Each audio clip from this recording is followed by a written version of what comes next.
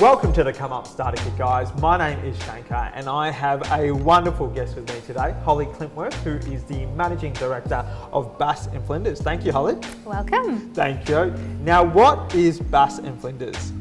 Bass Flinders is a family-owned and operated distillery located here on the beautiful Mornington Peninsula in Dramana. Wonderful. And tell us a little bit about this venue. Yeah, so here at the distillery is not only where we make all of our vine to bottle products, but we also have some wonderful experiences on offer.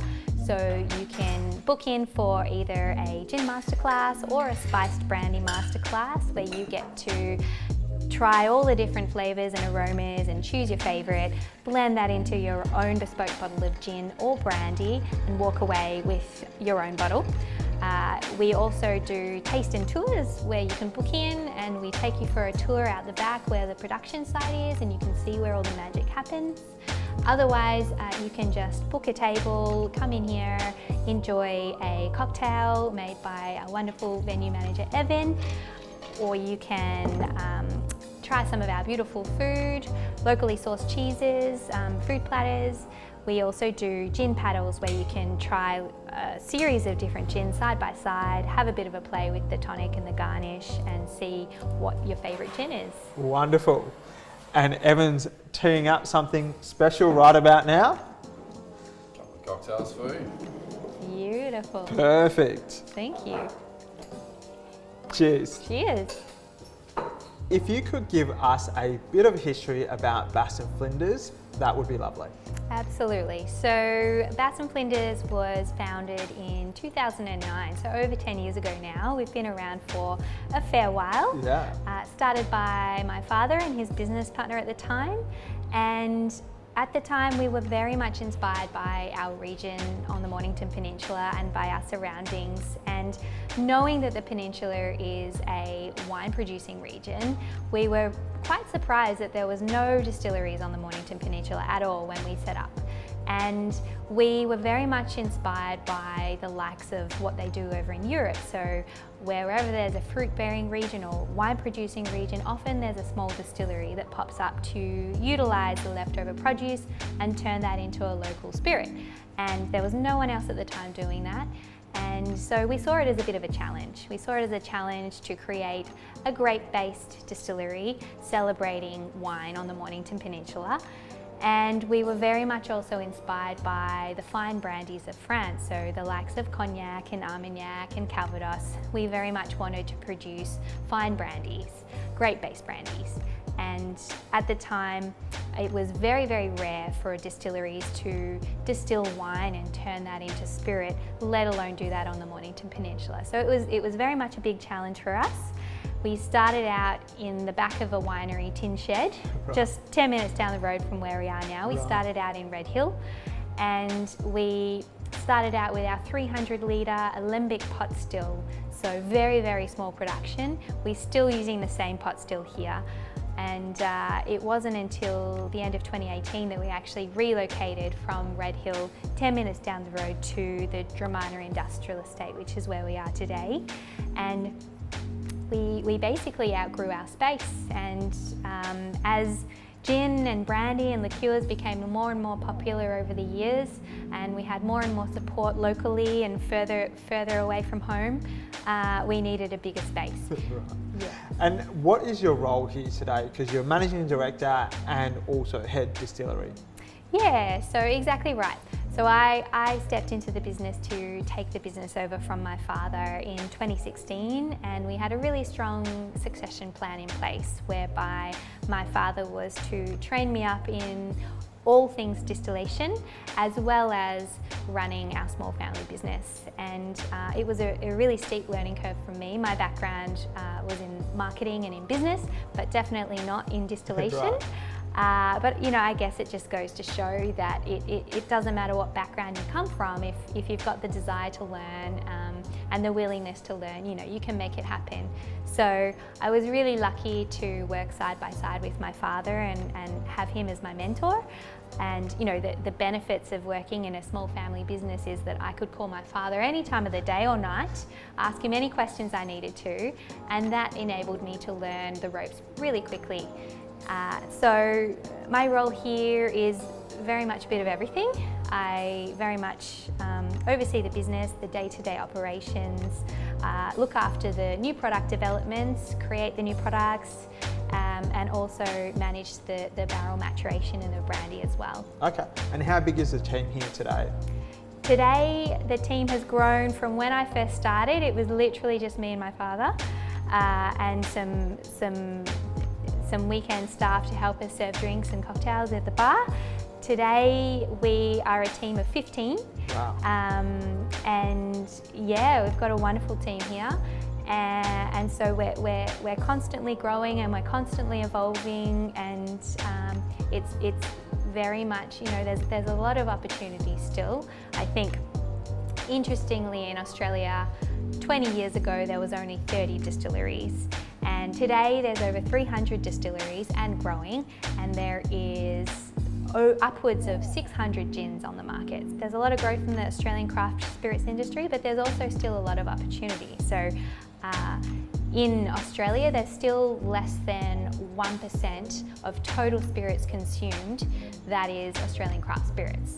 The rest of that is imported spirits. So I think there's huge opportunity, and the industry is at a really exciting time. And you're also at a really exciting time because you are creating a new product as well. Yes, so we have an exciting new product launch coming up as well. We have a new brandy. It's going to be a younger brandy than our premium Ochre Fine brandy. It's going to be called Welcome Stranger. And I don't know, Shankar, if you know what that I have no idea. Welcome Stranger is actually the world's biggest gold nugget that was ever found right here in Victoria. And we've chosen to name our new brandy Welcome Stranger as a nod to the beautiful golden colour that brandy is going to be. So the other reason we've created this product is because we really wanted to create a approachable brandy that is more of an affordable day-to-day brandy that can also be mixed into your favourite brandy cocktails as well. Thank you so much, Holly, for that. What we are going to do in the next segment is Holly is going to introduce her products. Here we are in the masterclass section of Bass and Flinders with Holly. Now, Holly is going to introduce her flagship products here. What are the flagship products that we have here today? So Maritime Gin is one of our newer products, and we created this gin a couple of years ago now.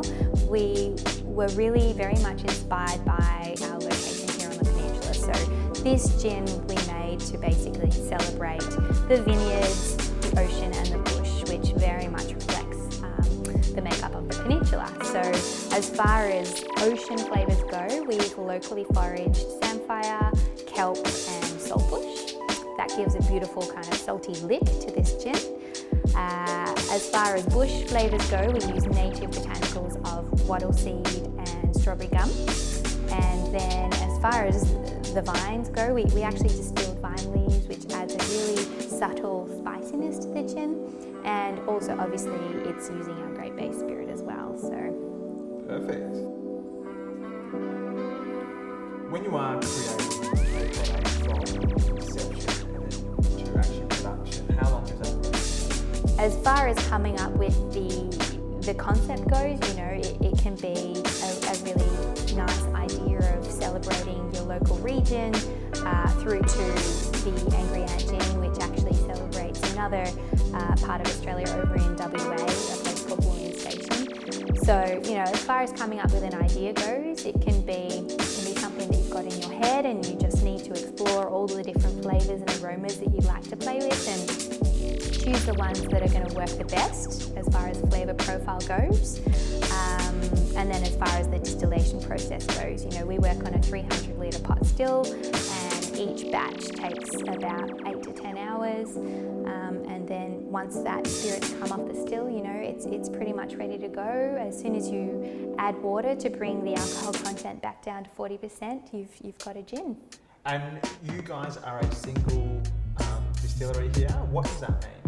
We make what you call single vineyard gins, and that basically means that we work really closely with our winemaker where we source our wine from. So we source Shiraz wine and Chardonnay wine from northern Victoria, and we work really closely with the winemaker by providing the specs, the sugar levels, the pH and the acidity that we want for that wine, because all of those aspects very much influence the end product of the eau de vie. And as far as producing brandy goes, you know, there's very much some parameters that we want to work with to make sure that that brandy ages well. And then as far as the gin goes, there's also parameters around flavour and style and texture and viscosity that we really want to shine through and to celebrate when it comes to our gins. Okay, and for people that might not know what vine to bottle means, what does that mean? It very much means that we're working closely with the winemaker from the get-go. We're specifying all the different specs, the acidity, sugar levels, flavour profile, texture, ripeness, and we've got complete control over the process from the grapes right through to distillation, right through to bottling. And does that mean that it is very seasonal in terms of when you can actually create your products? It's a very good question. We're very much dictated by the harvest each year. So harvest happens around February, March, and we then will have the wine come in. We need to distill that wine as quickly as possible so that we retain the freshness of the wine. We then store the base spirit, the output, which is our eau de vie. We store that on site and we draw down on that whenever we need to make more batches of product. But interestingly, working with vintage wine does in fact influence the base spirit every year. And the challenge for a distillery like us that makes our own base spirit from scratch with wine is that every year our eau de vie is going to change slightly. Its makeup, its texture, its flavour profile, just naturally because of how that harvest and how that vintage went. And ultimately, because when it comes to gin, people very much expect consistency, it actually adds an extra challenge for us here at Bass Flinders in that we need to manipulate and control and change slightly the botanical makeup of that recipe so that the output is consistent with last year, even though every year that base spirit changes a little bit. When it comes to creating gin or brandy, what are the ingredients that are a must and what are the ingredients that you use? So when it comes to brandy, brandy is very much about the grape that you work with, it's about the barrels that you choose to mature your spirit in, and it's also very much about the distillation process. I like to think of a good quality, a beautifully put together gin as one that has flavours at the front of your palate, middle of your palate, and at the back of your palate. And then other botanicals, more of your spicier aromatic style botanicals like pepperberry, you'll feel that very much at the back of your palate, like the angry ant gin. And then you've got all these other botanicals that add different characteristics. For instance, you've got the cassia here. Cassia is from the same family as cinnamon. It's got a real kind of sweet spiciness about it, but also when you distill cassia, it's got a real smoothness and it tends to add a smoothness to your gin. This here is the star of the show. This is the juniper. So when you smell the juniper, you get a real kind of pine needle aroma from the juniper. And this is the base of all gins? You must use juniper in your gin, otherwise you cannot call it a gin, legally speaking, as well.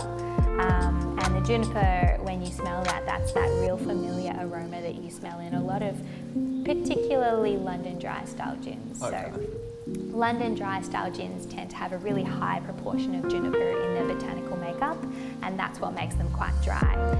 And the other botanical that often goes hand in hand with juniper is actually coriander seed. So coriander seed has a real kind of fragrant aroma, but it also is really useful in softening the dryness and the bitterness of the juniper. And then as far as other botanicals go, you think about the flavour profile, you think about the weight, the texture that it adds, and you go from there. Wonderful. Now, Holly is going to show us what an end-to-end distillery process looks like when creating her products. Now here we are with Holly in the distillery process. Holly, if you could run us through what an end-to-end process looks like when creating one of your products. Absolutely. So this is our 300 litre pot still here. It's a alembic pot still, very traditional type of still. And this is actually the still that we've been working with since inception of the distillery. So it's a very much a workhorse, hard-working still. And the process that we're undertaking right now, what's happening here behind me is that we've actually got the wine in the pot. We're actually in the process of separating the alcohol from the wine itself to basically condense the ethanol and the flavours down. And out the end here, out the condenser, is the first process in the distillation, which is to create what we call low wine. So there's actually two cycles with a pot still. There's the first distillation and the second distillation. So the purpose of the first distillation is that, just to separate the alcohol from the wine that we're distilling. And then the second distillation process is to actually purify the alcohol further so that we extract the drinkable alcohol, the ethanol, and we get rid of all the other non-drinkable alcohol. Here, this is the first process in the distillation, and here at Bass Flinders we've chosen to do things a little bit differently. We've chosen to make the base spirit from scratch ourselves here at the distillery because we really wanted that extra control over the process from start to finish, and we wanted that extra control over the quality and the flavour profile of all of our products. We've got a beautiful gas flame heating up the wine in that pot, and basically the alcohol vapours vaporise at a lower temperature than water. So water will vaporise into steam at 100 degrees Celsius. The alcohol actually vaporizes at a lower temperature, and that's how you're able to separate the alcohol from everything else in that wine. It's a really, really slow process, so it's a slow boil using the gas flame. You want to do it slowly so that you don't shock the wine, you don't burn the wine. It's a very ancient craft, a very traditional process. Once we've got what we call our low wines, the output from the first distillation, which is about 35%. We take that 35% alcohol, we put that back in the pot still, and on that second distillation, all the different types of alcohols that make up that alcohol that was originally in that wine, lots of different types of alcohols in there. So you've got your methanol, your ethanol, your amyl alcohol, fusel oils, butyl alcohol. Some of them are not drinkable. So on the second distillation, it's the distiller's job to actually smell and taste the spirit as it comes out the parrot here at the end of the condenser. And we make the call on what we call the different cuts. So we have the heads, the hearts, the seconds, and the tails. And those are different cuts, and they represent different alcohols, drinkable or not drinkable. The hearts is basically the heart and soul of all of our spirits. The heart is our eau de vie. So I've got here for you the 4 different cuts that we've got on the second distillation, just so you can smell the difference. So the first cut, the first spirit that comes out the end of this still is what we call the heads. The heads is actually the methanol, so it's not the drinkable stuff, the poisonous stuff. Got to get rid of the heads, we don't want this stuff. Okay, and so once this process is done, what happens then thereafter? So once we have spent the time to create our great base eau de vie, our great base spirit, if we want to then turn that eau de vie into a brandy, what we need to do is take that spirit, fill the barrel, fill the French oak barrel, and leave that for a minimum of 2 years. If we want to turn that eau de vie and that great base spirit into a gin, we then take that spirit over to this still here. This is our gin still. Right. And we fill this pot over here in our gin still with our eau de vie. There's also a little basket inside there that we fill with botanicals, with the botanical blend for the specific gin that we're producing. We then heat this up. The alcohol vaporizes once more, but this time the alcohol passes through through the basket of botanicals, latches onto the flavours and aromas of the gin botanicals, and travels all the way through the still, and out the other end here we get gin. Right, okay.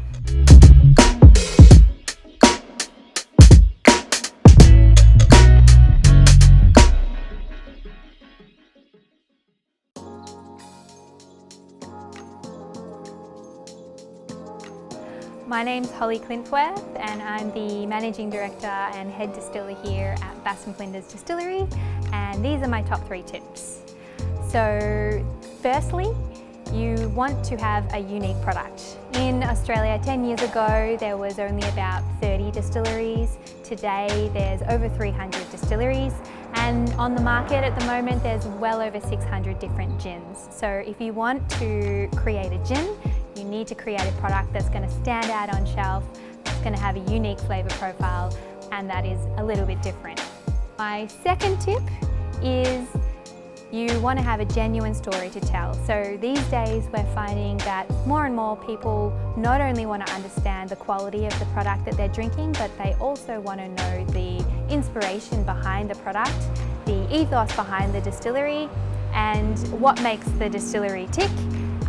They want to come down here to Dramana, they want to meet us, they want to talk to us about our product, and they want to see where the magic happens as well. So have a genuine story to tell and be able to tell the story behind your product. And then the third tip is to have good startup capital and a strong business plan, especially if you want to move into making dark spirits. So brandy, whiskey, rum. Those spirits you need to invest a lot of money up front in barrels, in spirit, in your still, a lot of time, a lot of energy, and you won't see the benefits of that spirit for a minimum of 2 years down the track, because legally you need to mature that spirit for at least 2 years. So you need to understand that you've got a big upfront investment and you need to have time and patience before that product and those sales are going to come to fruition. So have a strong business plan behind you. These are my top 3 tips. Thank you for listening. We had a great day here at Bass and Flinders. We'll catch you on the next episode of the Come Up Starter Kit.